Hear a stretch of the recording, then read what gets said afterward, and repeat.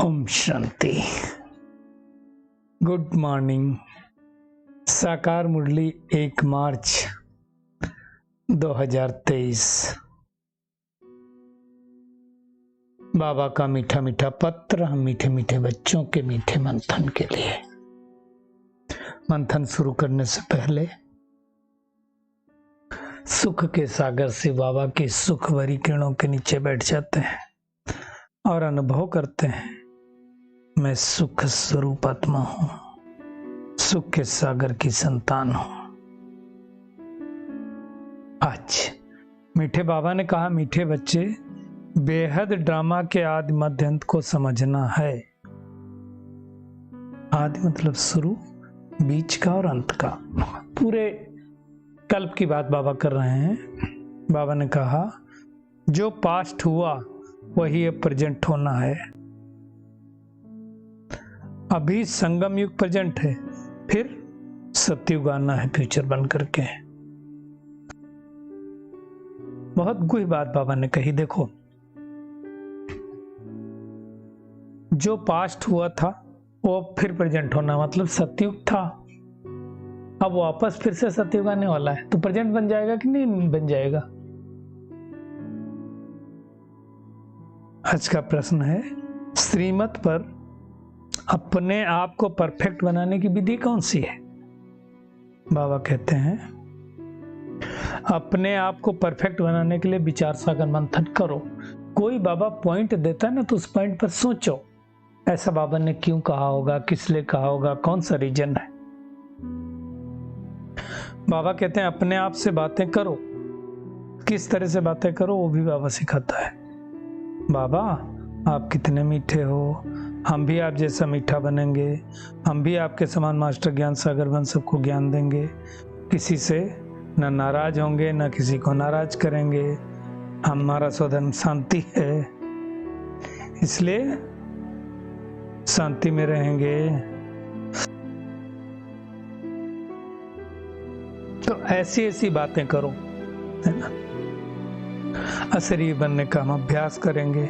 खुद से बाबा कहते हैं, ऐसी ऐसी बातें करके खुद को परफेक्ट बनाना है। चेक करें कि मैं आत्मा ऐसी बातें करती हूँ परमात्मा के साथ। खुद से चेकिंग करना है। आज का गीत है, माता ओ माता, तू ही जीवन की दाता, तू ही भाग्य विधाता। बाबा कहते हैं, सिर्फ भगवान वाच कहने से थोड़ी कोई समझता। क्या कहो, शिव भगवान वाच। गीता सुनाने वाले हैं, वो क्या कहते हैं, गीता भगवान वाच, कृष्ण भगवान वाच, है ना। सोचते हैं श्री कृष्ण आया था, गीता सुनाई थी, वो राजयोग सिखाया था। शिव बाबा आया होगा तो शिव भगवान वाच, जिसको सर्वशक्तिमान कहा जाता, वही सब आत्माओं का बाप है। बाबा कहते हैं, तुम उनके बच्चे शिव शक्तियां हो। देखिए, शिव शक्ति किसको कहते हैं? जो आत्मा शिव परमात्मा के साथ कनेक्शन जोड़ कर शक्ति ले, वो शिव शक्ति। तो बाबा कहते हैं, अब है पुरानी दुनिया, पुरानी बदल करके नई बनने वाली है। इसलिए बाबा ने कहा, past present future. Past present future में सब कुछ तो चलता है। जो फ्यूचर है वो प्रेजेंट बनेगा, जो प्रेजेंट है वो पास्ट हो जाएगा, जो पास्ट था वो फिर से प्रेजेंट बन करके आएगा। तो ये बाबा समझाते हैं और हम बच्चों को समझना है।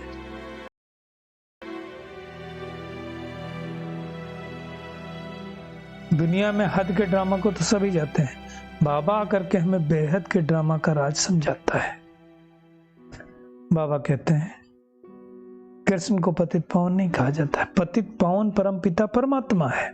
कृष्ण के आगे कभी पतित पावन लिखा हुआ आपको नहीं मिलेगा, क्योंकि उसको मालूम नहीं है। उसको पतित से पावन बनाने की जरूरत भी नहीं है। जब जो जिस दुनिया में था उसमें जरूरत ही नहीं है।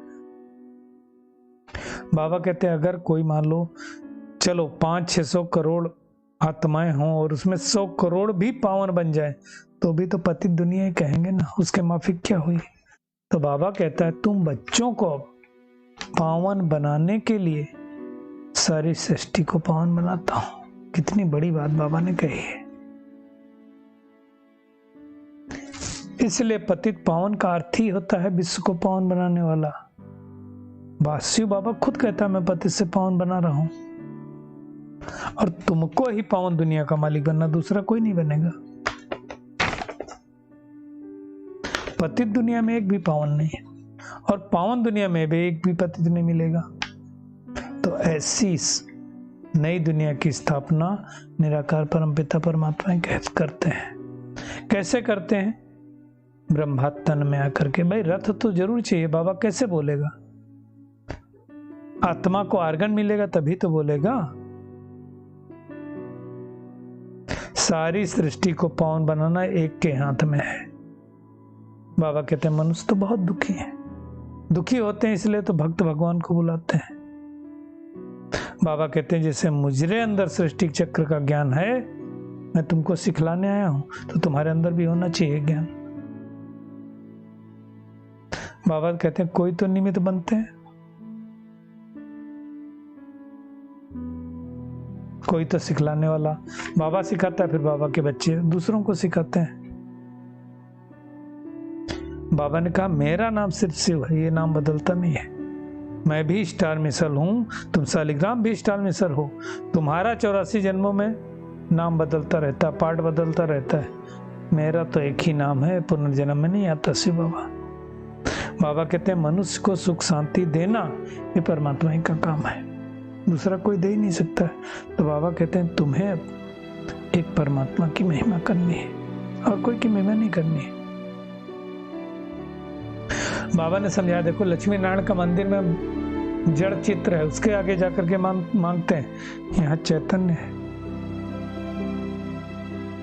अब जो पास्ट होकर के गए उसका मंदिर बनाए, फिर से बनाएंगे।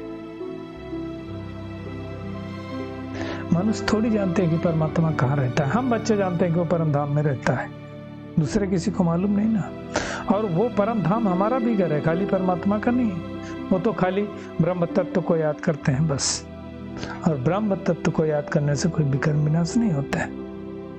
बाबा ने कहा जितना याद करेंगे उतना शांति मिलेगी। उनको शांति नहीं मिलती, फिर भी अशांत होते रहते हैं। याद करने से ही तो विकर्म विनाश होंगे। अब श्री कृष्ण ऐसा आकर के कहेगा क्या कि मुझे याद करो तो विकर्म नष्ट होंगे? नहीं, गीता खंडित होने के कारण सब कुछ खंडित हो गया है। वही ऊंचे ते ऊंचा जन्म मरण रहित है, अवतार लेता है, पर काया प्रवेश करता है। जिसमें प्रवेश करता है कल्प कल्प उसी में प्रवेश करेगा, ब्रह्मांड नहीं बदलेगा कभी भी। तो दिन प्रतिदिन बाबा कहते हैं मनुष्य समझते जाएंगे, तुम्हारी वृद्धि होती जाएगी। अवस्था बड़ी अच्छी चाहिए। ये आत्मा भी शरीर रूपी चोला लेकर के ये पार्ट बजाती, फिर दूसरा पार्ट, फिर तीसरा पार्ट, जैसे जैसे होता है शरीर छोड़ती जाती है आत्मा। एक खेल है, परंतु हमको खेल जैसा महसूस क्यों नहीं होता? क्योंकि अटैचमेंट है। उस अटैचमेंट को तो दूर करने लिए बाबा आया है। आज यहाँ खेला, कल वहां।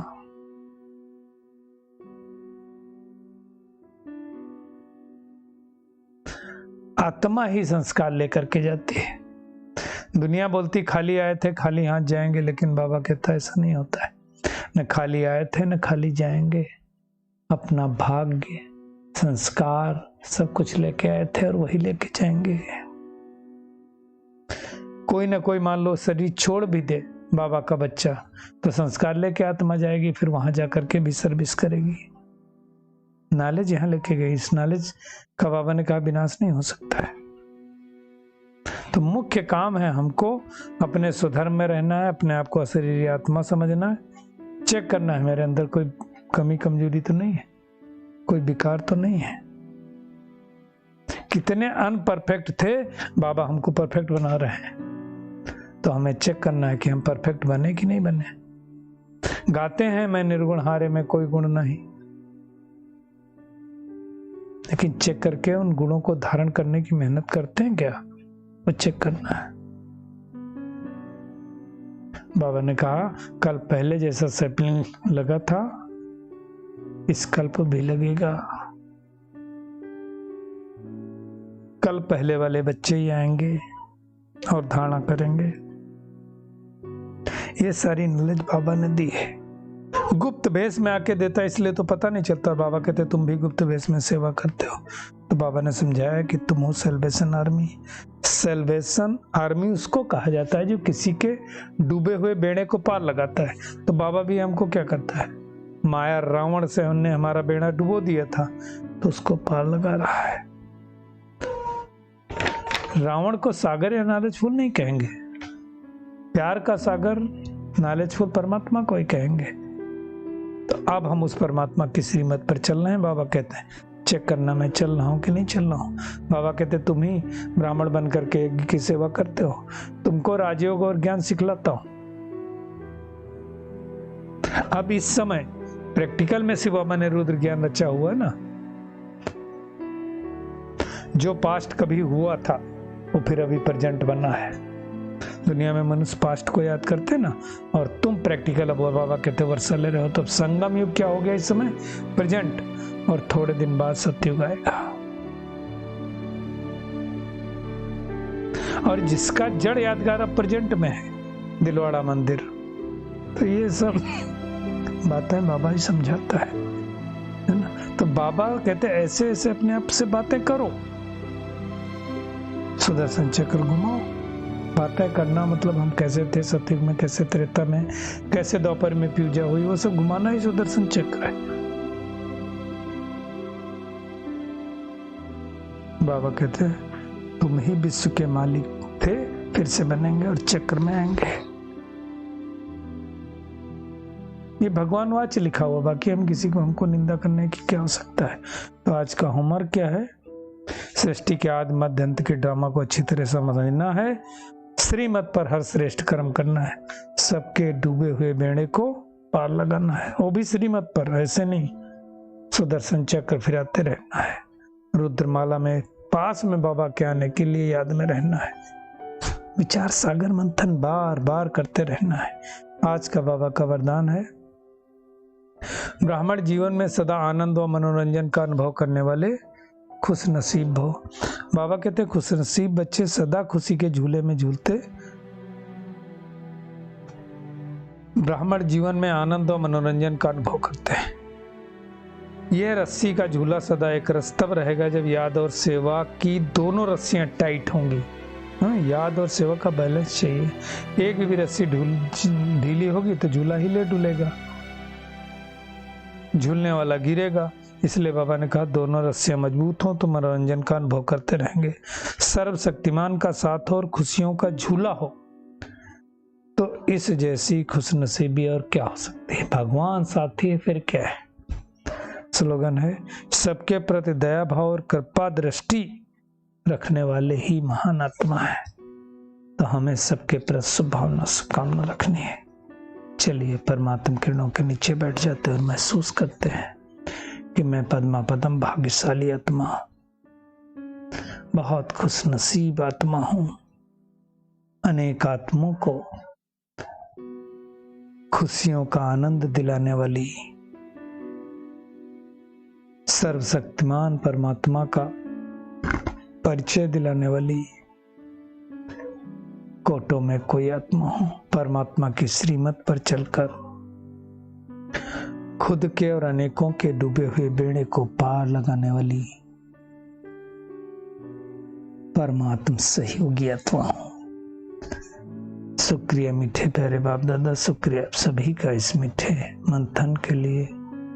ओम शांति।